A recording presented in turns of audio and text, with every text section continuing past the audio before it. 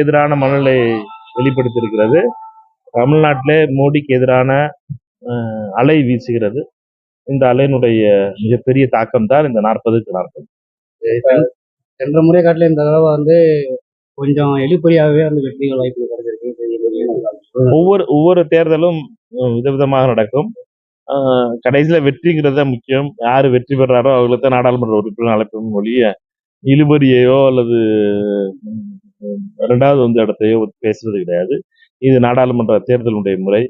இந்த தேர்தலில் விருதுநகர் மக்களுக்கு நன்றியை தெரிவித்துக் கொள்ள விரும்புகின்றேன். விருதுநகர் தொகுதி மக்களுடைய ஆதரவும் இந்தியா கூட்டணியுடைய சகோதரர்களுடைய ஆதரவும் மிகப்பெரிய வெற்றியாக இந்த முறை இந்த வெற்றிக்கு மிகப்பெரிய வாய்ப்பாக இருக்குது.